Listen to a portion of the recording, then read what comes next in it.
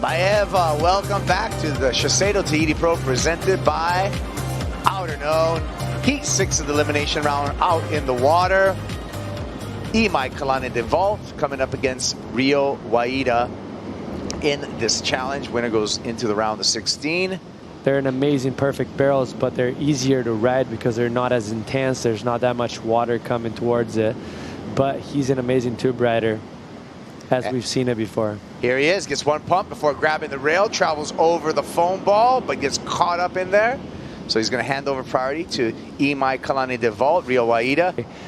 So is Mihimana. They're both looking forward for that match for sure. Rio pulling into this one, looked like he was way high on this one, and he finds that high line straight out of that barrel. What an effort for the Indonesian surfer. He somehow pulled it off, as you see it right here. See those lumps, the one that he went through, the first one, it kind of almost buckled him off. And as you see it, as he's coming out, he kind of is out of balance. But this is what I'm going to mention. He's going to go through right now. Look at his board going up, the nose going up. That just show how brutal that impact was. And he's just literally right there. 80% of the barrel is just about fuel. Like he could not see anything. You can get caught, so you got to be careful. But the more west it is, the harder it can be. So you got to kind of constantly paddle. Right now, we got Rio up and riding. Rio Waida with the lead in this heat. Last wave score a 7.17. So Rio just looking to back up that 7.17. Using priority here. Imai having a dig. The boy from Makawao, Maui. Pulls up, pulls in, travels through the foam ball, and the foam ball takes Imai out. And you can see just the intensity of these waves, especially when we get down to that angle right there. Oh, look at the draw off the reef and the scratching in. Rio Waida pulling under the hood. And a big roomy barrel, but there's a lot of confusion in that barrel, and it just chomps up Rio Waida. Still looking to back up that 7.17. I would like to see what happens right here. Very late drop. Was able to knife it, but yeah, right there, the foam just kind of, he needed that one big pump to go over that first foam, because look, he almost made it. That's so impressive. Looked like he lost balance. So what happened right there? I don't know if it's ever light, but we got many hands here to bring you this broadcast. It's been an epic day of broadcast. Rio Waida, high line again. The Indonesian with the lead over Imaikalani I.deVault has a 7.17 as his high wave score, looking to better at 2.67.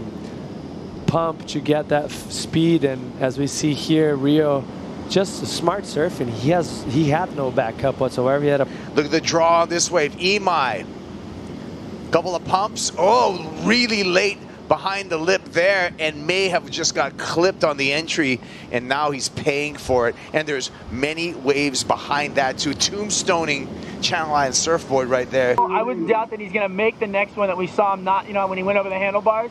Sorry, here we go. Let's cut over to Imai. He's grabbing the wall. You see it behind it. That thing just crunched over the top of him. Not looking good. He's going to go for a little ride through the lagoon, and here we go. Rio's looking at it. Thanks, Chad. Here we go. Rio Waida pumps through there, again high line, pulls up on the rail, and comes out. Everything going Rio's way in this heat, and really a challenging heat for Imaikalani I.deVault, who's been just taking beatings and keeps on trying over and over again. There's Glenn Microhall that Strider was talking about. Imai, here we go, replay, Rio. Yeah, another beautiful wave for Rio. This heat has been on the slow side, and he was able to adapt the best. Obviously, not as big as waves that we have been seeing the last few heats, but look how beautiful technique, like nice big pump in the beginning, and then slowing himself down as he was coming out. So flawless surfing so far for Rio.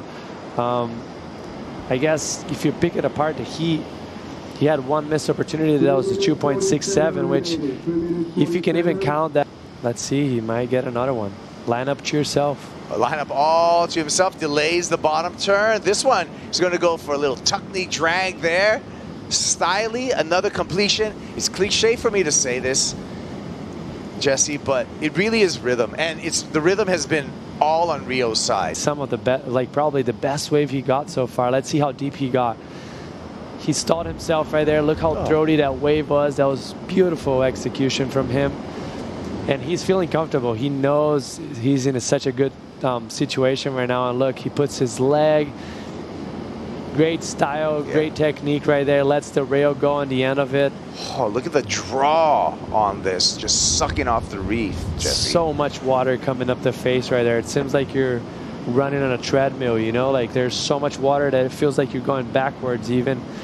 That was beautiful from him. Yeah, and that's a 6.33 that we're watching right now on the replay. And Rio Waida has closed out this heat. He's on his way. All smiles, but you know his work ethic. Job's not done for Rio Waida. We'll see him again tomorrow in the round, the 16, and we will see Imaikalani I.deVault when we resume competition event number 7 over in El Salvador. Thank you so much, Joe. Rio, we're literally surfing at the end of the rainbow here. What an experience for you out in that lineup.